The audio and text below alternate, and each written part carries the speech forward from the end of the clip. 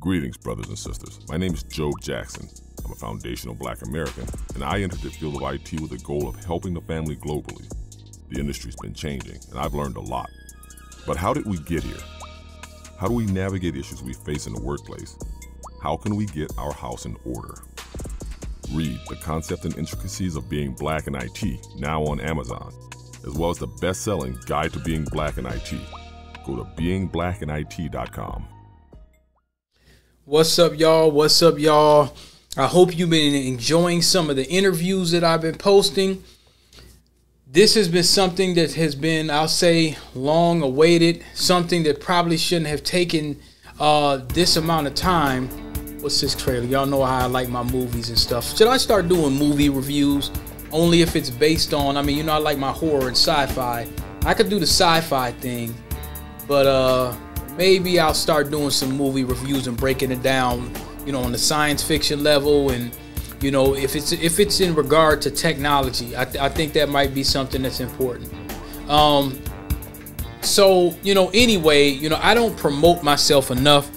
Maybe I don't give myself enough credit, and I don't give myself enough time to really promote my materials. But that was the concept and intricacies of being black in technology. If you guys haven't seen that commercial already, yeah, go ahead and check it out. You know, if you like it, give it a like. You know, throw a comment on there if you got anything to say. One of the things that I wanted to talk about today is there was fair use YouTube, fair use. There was a surveillance video on Vice that talked about surveillance and should people worry about surveillance. I want to get into the job jumper thing a little deeper, and we want to get into that. And I also want to talk about black jobs. What do they mean by black jobs? This is something that hasn't really been taken a deep dive in, but the bottom line is, you had Joe Biden, and this was a while ago, but Joe Biden was talking about black jobs. He was talking about black jobs at one point. This is what he said at the NAACP. We'll get into surveillance in a minute. Here's what he thinks of black jobs. I love this phrase, black jobs. It tells a lot about the man and about his character.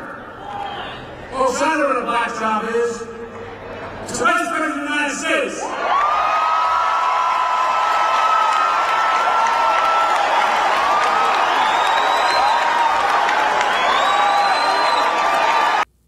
And these Negroes was actually cheering. These Negroes was actually cheering for this. I'm just kind of bringing it back just in case y'all happen to forget. Folks, I know what a black job is. It's the Vice President of the United States. That's not a black job, Joe.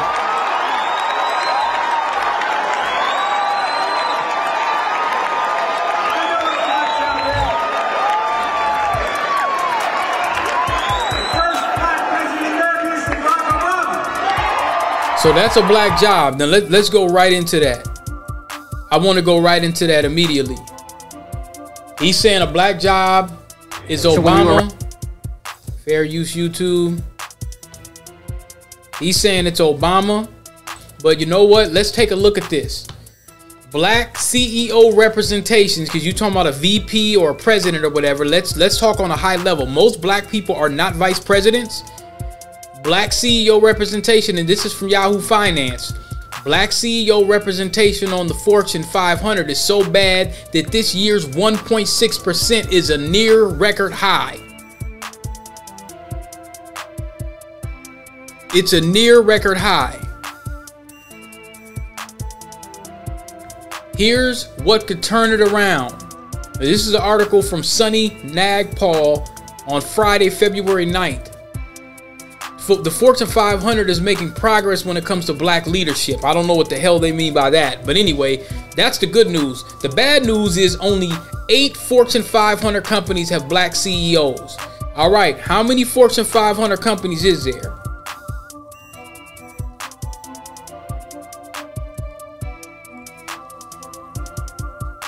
Well, let's just talk about Minnesota. 17 of them are in Minnesota.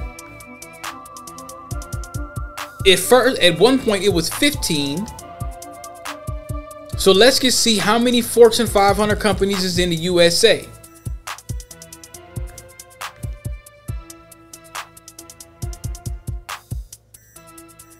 How many Fortune 500 companies are in the USA?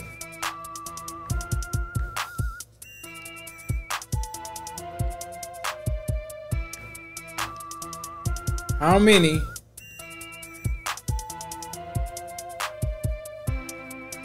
Says 139 companies were on the Fortune 500 list, which ranks the world's largest companies by revenue. This is the first time since 2018 that the US has had more companies on the list than Greater China, which had 133. And I said, did I say 17 were in Minnesota? Is that correct? Y'all correct me. If I'm incorrect in these comments, make sure you keep me on code. I'm not above correction. That's a good number. In Minnesota, they said it was, I said it was 17. Did I say it was 17? Yes, I said 17. We're on the Fortune 500 list,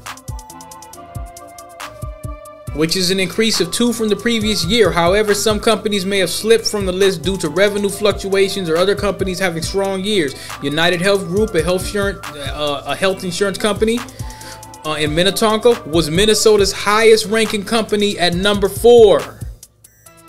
So up here in Minnesota, we got 17.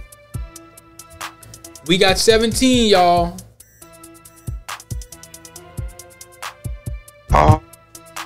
We got 17. Still, 8 out of 500 leaders is a record high, second only to 2022. Diversity workplace experts, says it doesn't need to be this way. Companies can break ground in workplace equality, but first there are some common pitfalls to be aware of. Black men, who make up most of this year's black CEOs, face an unusual challenge with a peculiar name, the teddy bear effect. Now, what's that? Now, quoting Winnie Shin, a professor at York University that studies workplace diversity, the stereotype of aggressive black men can be a barrier and an extra burden in terms of something they have to manage. Oh, so they say aggressive black men, a black man in a suit. So if he don't walk in with a halter top and a lisp, okay. And he said, Winnie Shin said, leaders at the top are not immune to problematic stereotypes that continue to be pervasive in society, she added. As she describes it, stereotypes of black men as aggressive mean that those with teddy bear-like features, such as rounder cheeks or bigger eyes, advance further in the workplace. Damn. Because they are perceived as less threatening, teddy bear or babyface CEOs are seen as more likely to broker the kind of relationships required of a CEO. It's a bizarre phenomenon that has been documented and researched by social psychologist Robert Livingston, a lecturer at Harvard Kennedy School of Government. Women who stepped into the C-suite, meanwhile, often face gossip that they have earned their position not through merit, but because of the societal push towards greater diversity. I can honestly tell you with a lot of positions I've been at where I've seen they may not have been the CEOs, but there's been plenty of white women that were in the management focus that didn't know squat. Now, Shin also says, essentially, they face peers who think they only have their job because it's woke. So now they starting to use, now when they talk about women, let's be clear, they're mainly talking about white women. White women are going to get those positions such as IT managers way faster than a sister is. Okay? So basically, if you don't have the teddy bear effect, if you're not a non-threatening Negro, well, they're not going to look at you. Black workers make up 13% of the labor force, but just over 5% of chief executives, according to the U.S. Bureau of Labor Statistics. So yeah, Joe and the Harris administration, yeah, what's a black job? Yeah, there's not a lot of black CEOs talking about, well, a VP's the black job.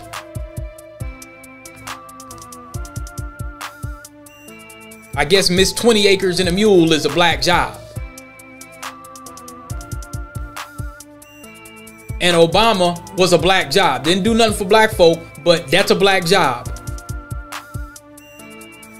The route to the top includes barriers and hurdles that can hamper people at almost all levels in the company. I'm gonna tell you about a company that I was in downtown Minneapolis, and the brother was like a director. He was at a director level, and he was dressing up really good. They were telling him he was overdressing. They were in there telling him that he was overdressing. He's, you know, these guys that were working with him, the white guys, were underdressed, and he felt like they were showing him up. He felt like they were showing him up. So he had to be cognizant of that. He pulled me to the side and said, look, man, one guy even asked him, according to what he told me, a guy even asked him, they asked somebody else in the meeting, why is he even here? Liberal Minnesota. Why is he even here? For mid-level company workers, issues include less access to sponsorship and profit and loss duties, which are vital for promotions. Harvard Business Review, which describes sponsorship as a reciprocal relationship that turbocharges the careers of both parties, found that while 20% of white employees have sponsors, only 5% of black employees do. Oh no. Shin offers two explanations for why corporate America is still too white. Now, they don't want to say white supremacy, so they'll just use the diversity and inclusion, you know, talking points. One is that siren song of the American dream with its alluring promise that if you work hard enough, you can do anything. Still plays in people's ears when reality is actually stacked against many who are not white. Quote, she says, there is a myth in the US that if you work hard enough, you can make it, but that doesn't reflect people's realities, which is true. We want to believe that our world and the places we work are fair. They are not fair. That's why they have the term called race, as Dr. Claude Anderson talked about it a lot. It's a race.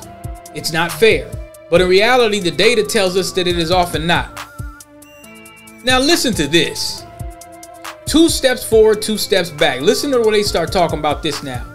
Yet, both morally and financially, the path forward is not clear. Today's American culture wars continue raging, where feminists and activists who demand equal chances clash with the anti-woke, anti-diverse. Well, these feminists, they're gonna lean into white women getting most of the jobs. It's not gonna be for black people. They're gonna cake off and say, well, it's black women.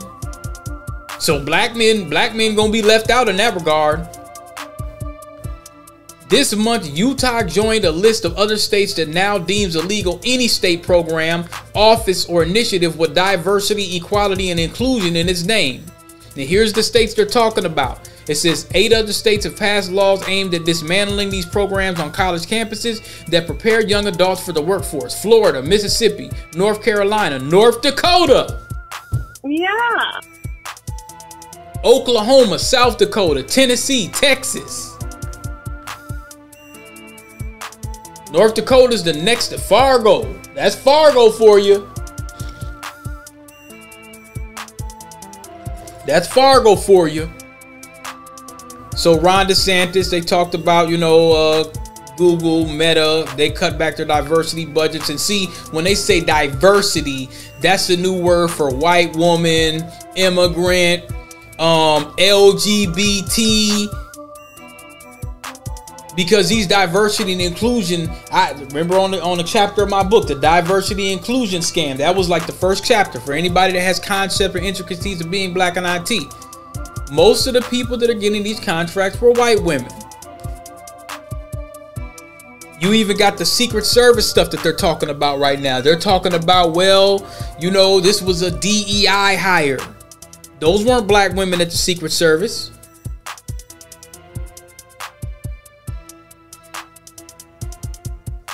You see? Other companies are picking up the slack. However, MasterCard has made gains in hiring demographics, employee pay equity. Uh-oh, here we go. As of the end of 2022, see, that's why I was telling you, when they start mentioning anti-woke diversity budgets, listen to this. As of the end of 2022, women and people of color. Yeah. People, they're not black. Now remember, they started off the conversation talking about black men CEOs, black male CEO representation. Now they up here talking about, well, women, people of color earn the same dollar as their white peers. Well, you can't compare those people of color and the women, the white women they're talking about. You can't compare that to the black CEO, because as they said, he's not really getting a lot of those jobs anyway. They earn the same dollar amount as their white peers, and 34% of its global senior management team are women, according to the company. They didn't say black. Nationally, American women earn about 82 cents for every dollar earned by men in 2022, according to Pew Research Center report. And the pay gap has barely budged in the last 2 decades. On its upper levels, MasterCard still has a lot of work to do, with only 6% of its national senior management team being black, while 63% are white. Oh no. The remaining 8 CEOs who are on the current rankings include Marvin Ellison, Deshonda Brown Duckett, Christopher Womack, David Bozeman of C.H. Robinson, Calvin Butler of Exelon. So they got their pick of the litter, token examples. And I'm not trying to disparage these brothers and sisters, but my whole point is it says the Fortune 500 list in 2020 saw 4 black CEOs. In 2022, there were 6. Will this year bring more? I don't want to hear about a black job. I don't want to hear nobody talking about a black job as the VP. Now let's get into some of this other stuff that I was going to talk about real quick. We'll wrap up. We're not going to go real deep. One thing I do want to say is, hopefully you guys have been enjoying, you've been enjoying some of the interview analysis. I don't mention the company names. I don't mention the people or whatever the case may be. If it's some company that I was at before, or whatever, I'm probably not going to be back there, whatever the case may be. You never know. But just so you could get an idea on how does an interview sound, and how you can be negotiating and things of that nature. You see, I've been trimming it down. I went back at some of my old interviews and analyzed them, and I said, okay, I did a crappy job. There was a position, especially when they mentioned United Health Group. Now, they decided not to go with me. I think I talked too much on that interview. It was a good interview, but I should have let them talk more. I should have let them talk a lot more. I think my explanations were too long. And this is what people are going to think. This is what people, and see, this is what codification is about. What people are going to start thinking is, well, if he's giving long run-on sentences explaining what he did and this, that, the third, and this is like a business analyst position, they might need something short and sweet. He's going to get on the phone with everybody else like that. And as it's getting very competitive, like I say, they don't really have a lot of time, man.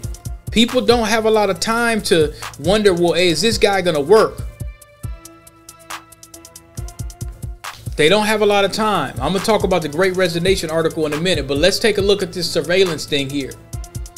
Now, I talked about the surveillance and the concept or intricacies of being black in IT. One of the chapters in terms of media, which I think is very important, the mainstream masochist. What is this? So that's page 340. But if you go over here, and if you look at social media operative surveillance, that's page 391. Social media is simply a tool, 352. That's the social trajectory of technology in the second book that I wrote. Okay, so I kind of start looking at, okay, how is surveillance affecting us? Now, I want y'all to hear one of these influencer campaigns that the New Black Media posted. And this is especially something devious that a lot of the Democrats will put up. I'm not banging on anybody's parties. I'm just saying, when you start hearing stuff like this, and when they're approaching black folks, they don't have anything specific in mind. So, like I say, here's these technology attacks that I talked about. was hired by Protect Our Care. Last month, Sunday says she was hired by Protect Our Care, a progressive advocacy group that relies on anonymous donors. She made a video warning about Trump's second-term agenda. Now, you got this chick up here with this crazy-looking wig on, by the way. You got her up here talking about, well, and she's spreading the boogeyman tactics. So let me go ahead and play it. Spreading the boogeyman tactics. You Negroes better vote or else. And this is the technology they're using. Help you script it, right? Right, like, definitely. She takes their talk. Sunday says she was hired by Protect Our Care, a progressive advocacy group that relies on anonymous donors. She made a video warning about Trump's second-term agenda.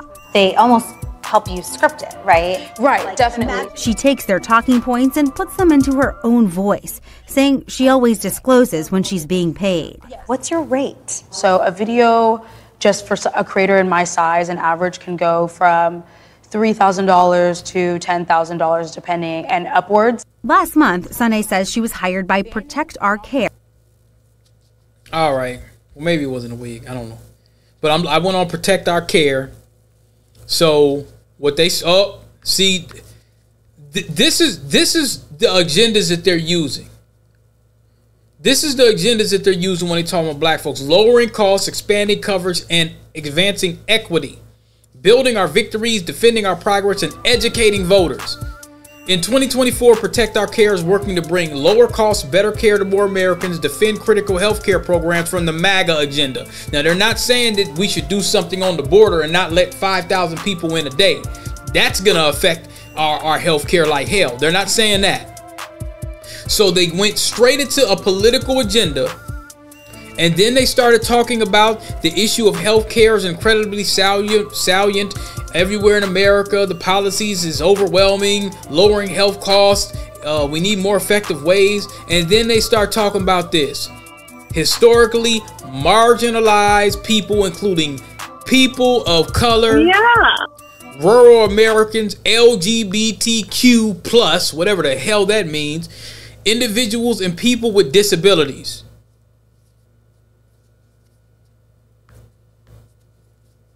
And they hired this black woman to pretty much be a cyber sambo.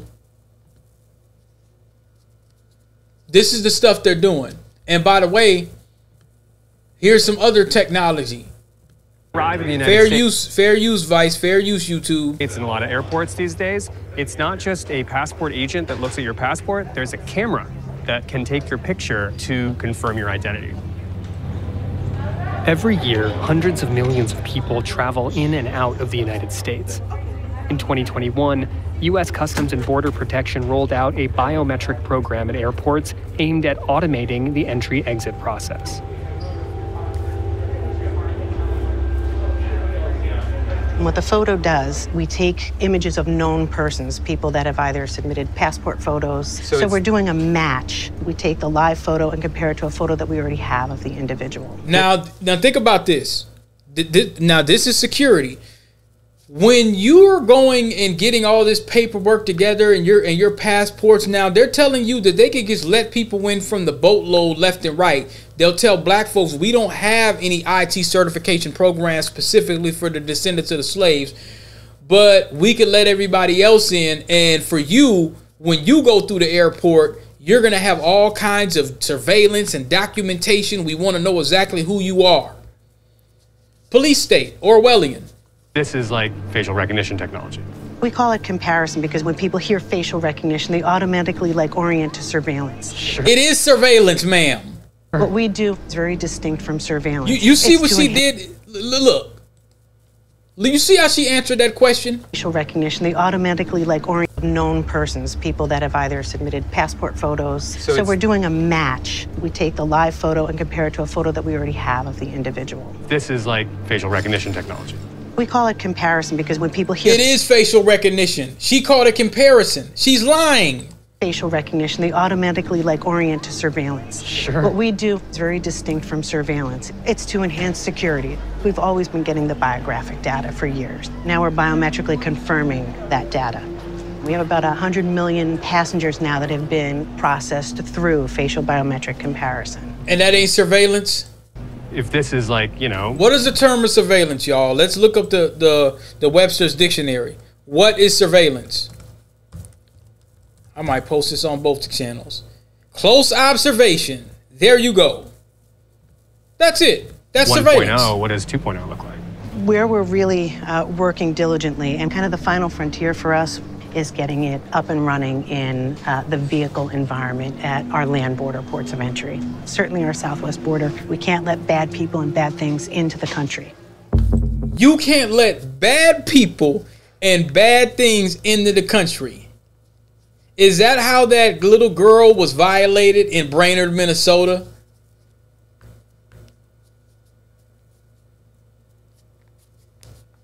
Is that what you're talking about? By those 10 illegals? As Mission, migrants Texas. cross in record numbers, the border between the U.S. and Mexico is where U.S. Customs and Border Protection rolls out its most innovative technology.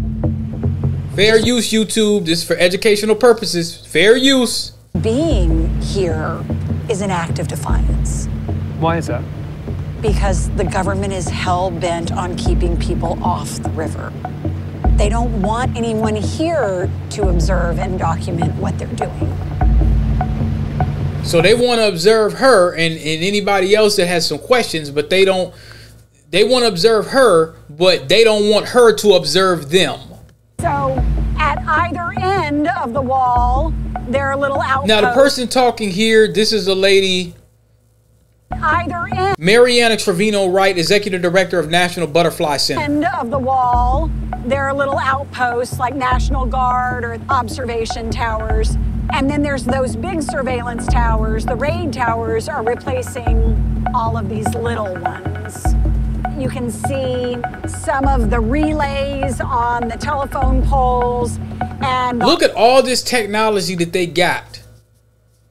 They got all kinds of relays, and look at all this stuff they got. Y'all got to check this video out. Antenna sticking out of a tree. And by the way, the video's called, it's on Vice News. It's called Should Americans Worry About Mass Surveillance in the U.S.? Yeah. Different things like that as we head upriver. Mariano Trevino Wright is the executive director of the National Butterfly Center in Mission, Texas, which sits on the Rio Grande, directly across from Mexico. She's a U.S. citizen, but because Mariana lives and works near the border, she lives under the thumb of CBP and Border Patrol. So here comes the boat right here. The boat's pulling up on her, getting ready to harass them again. You guys called the station recently? No, sir, we didn't. So they just did that to get their own video of all of you. Mariana might sound alarmist, but the jurisdiction of CBP... So they pulled this boat up, not looking for illegals, but they just wanted to pull up to take pictures of the people that was taking pictures of them. Despicable. Doesn't just apply to migrants or those living along the border. It extends 100 miles inland, leaving 2/3 of the U.S. population susceptible to potential surveillance. Mariana herself has found multiple cameras and recording devices. So basically, so whenever you hear about these crimes, y'all, whenever they hear about a black person coming up missing or something like, I don't really buy this whole abduction where, you know, you hear about young black kids getting abducted and things of that nature. There's surveillance everywhere. If you looked at this map, y'all really got to check this video out. It's going to make you kind of think about some things. Devices on her property. You suspect they're collecting information about you? I know they're collecting information about everyone. In about 2014, 2015, I could hear clicking in and out of my cell phone. And I told my husband, I think they're listening to my cell phone. So they done tapped her cell phone. They're tapping her telephone lines. Now, why are they doing that? Out on the border.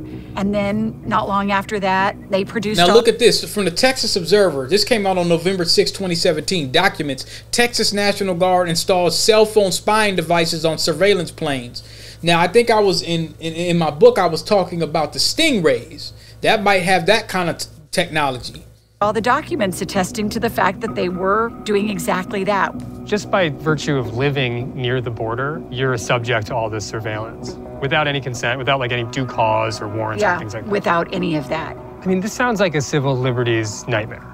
It's very stressful. I mean, the harassment is everywhere. You know, you look at a country like China that has like technological tracking of all of its citizens, facial recognition technology, social. That's a place that I would not want to go.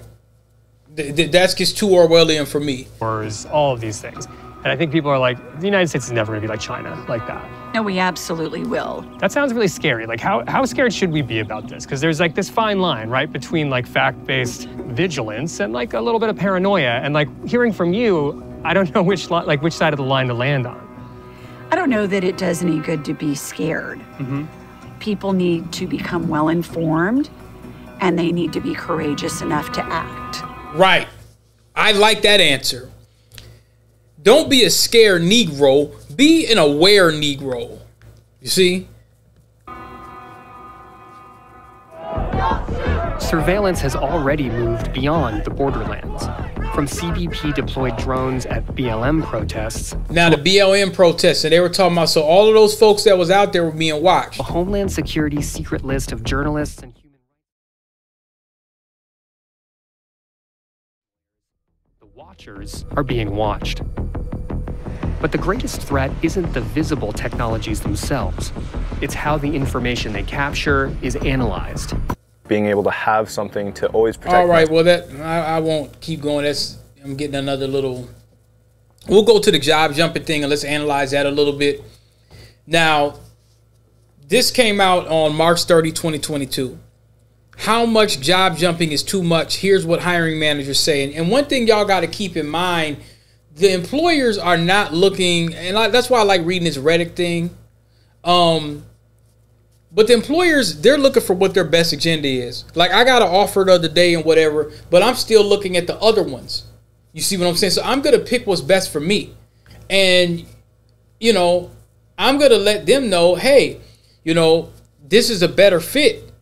You know, I can't live off of this or, you know, this salary or whatever it is. You just kind of let them know, you know, and it's at will. Minnesota's at will. So, hey, you got to do what's best for you.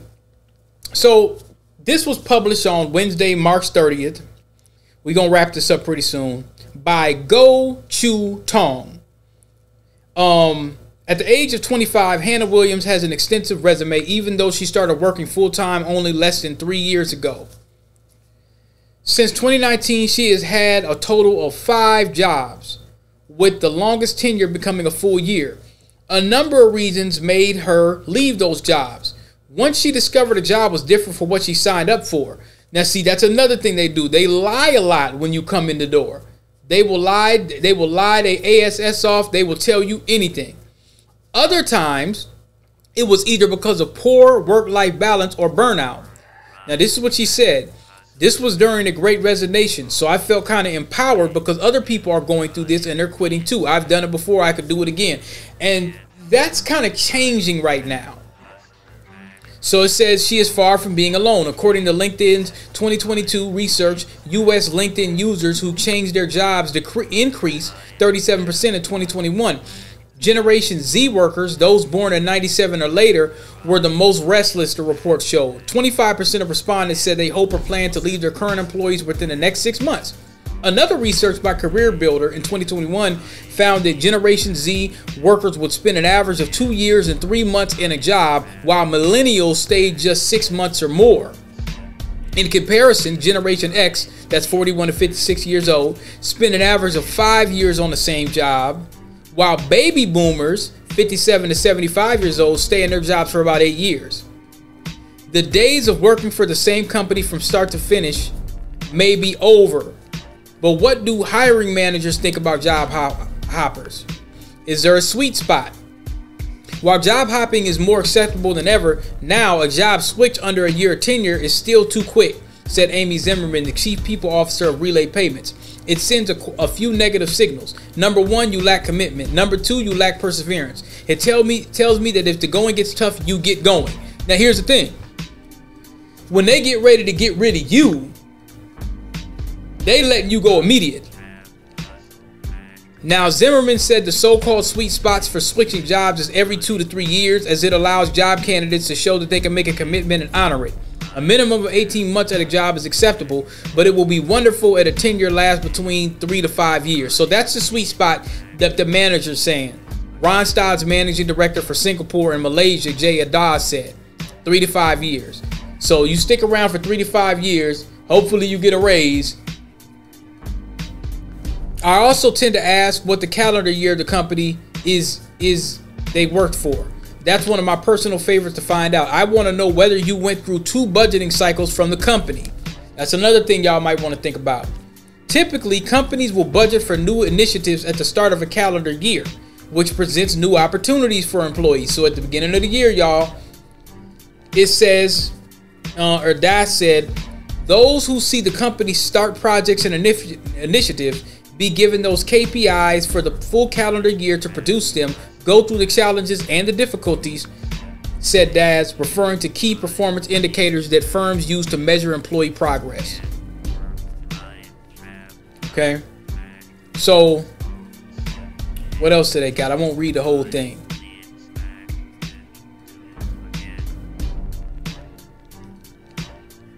For example, it says, well, here's the thing.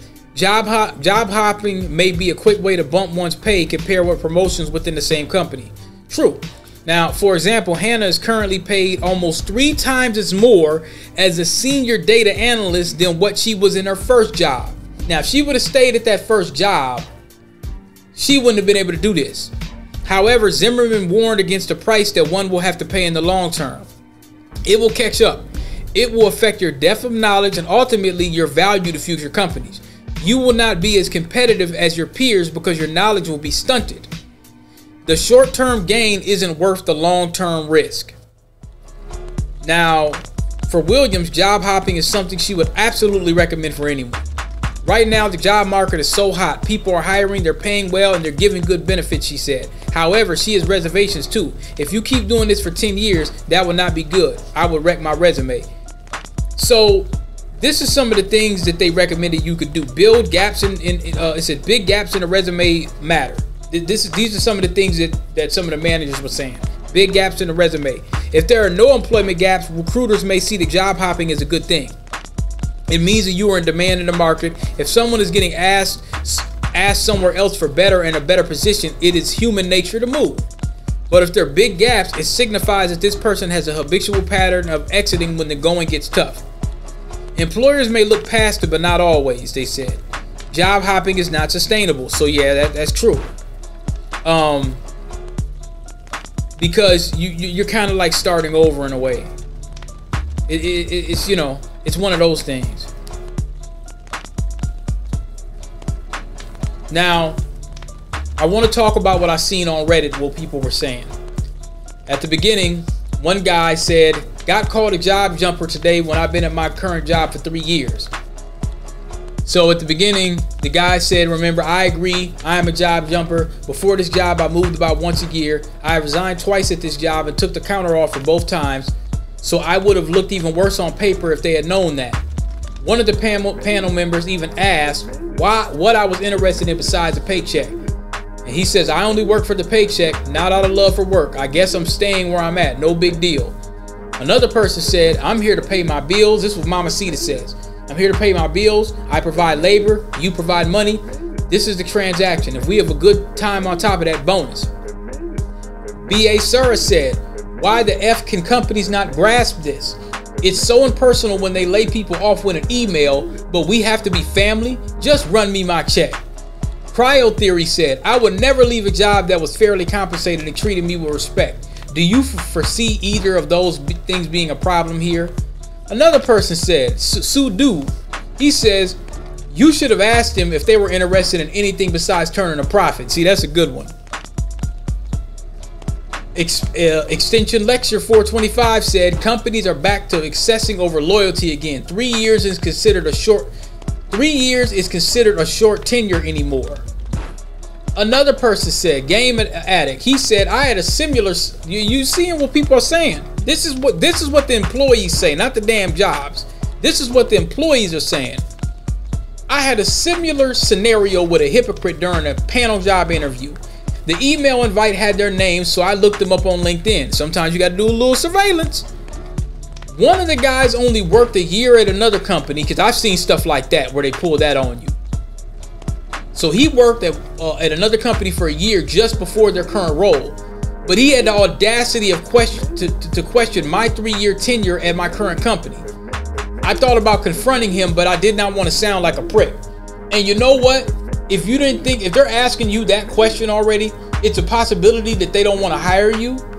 But I remember one time where I was at a credit union for an IT position, an interview, and I was in my young 20s, my young 20s, my early 20s. And the lady said, "Oh, well, my credit was terrible when I started here, and blah, blah, this and blah, blah, that." And when they rejected me, they said it was because of my credit. I should have actually reported that, because in that interview, and see, that's why, man, you want to record your interviews if you can. But I'm telling you, this is the stuff they do. So another guy, Guinea Poodle, said, "My colleague has been told that the company has finally been given the go-ahead to promote her to the band up, as she's been doing the work of that band for the last year. They said the promotion might be in place by the end of the year. They make it impossible to stay. This is why I job hop." Another person says, "Man," this is what El Burrito Extreme says, "Man, honestly, if the people in this panel were that obtuse, I'd given them both barrels. I'm a fan of burning bridges that I have no intentions of ever traveling across. I am absolutely a job hopper. I am in search of a quality company to ply my craft, my trade.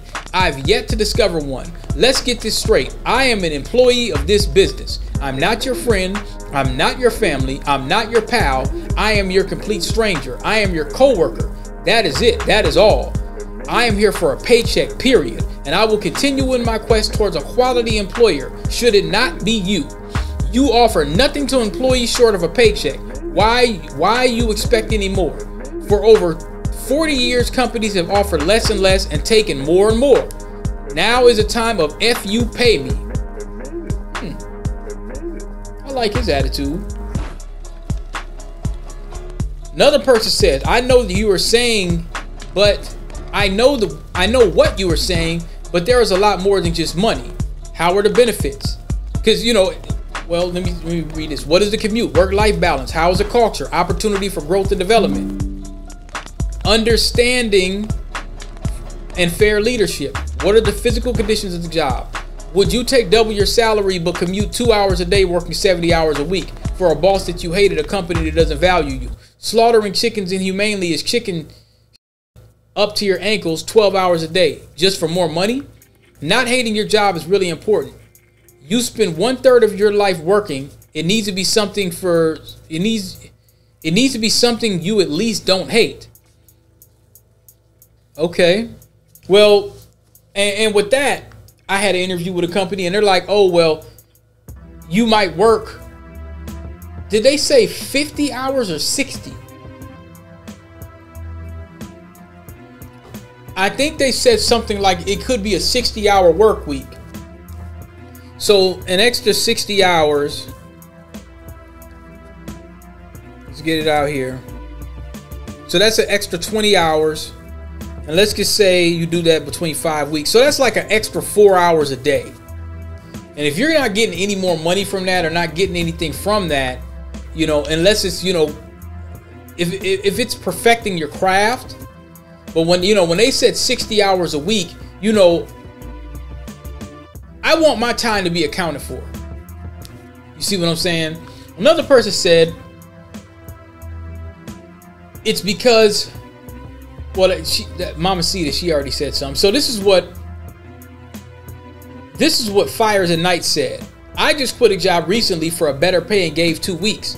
My boss at the time tried to get me to stay, and when I refused, he told me 2 weeks isn't long enough when you are a top leader and it should be more of a conversation. I was speechless. I've seen the same man walk out close colleagues of mine on a dime. I'm supposed to trust him and give him a heads up that I'm unhappy and looking only because I'm a higher up? Get effing real." Yeah. See, they pull that on you. It's a very one-sided situation. It's supposed to be reciprocal. I work for you, I get the job done, and you pay me. But it's not just that a lot of times. What it's become is, I work for you, I get the job done, you pay me, but you tell me I got to give you more time, and I don't have to give you any time when I get rid of you. I don't have to give you any time. They don't give you a 2 weeks notice most of the time. Every now and then you'll get a situation where they'll give you a heads up. Like when I was doing some API support, they kind of let me know weeks in advance. They let me know weeks in advance for both of the API contracts. They kind of let me know a few weeks in advance, like, hey, this is going to be your last day. Do you think I worked any harder?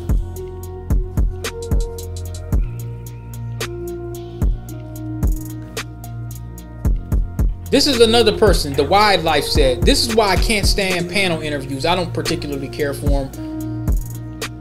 I don't need to be interviewed by some random nobody who hates their life and wants to take it out on applicants. You're there to do the job they pay you for.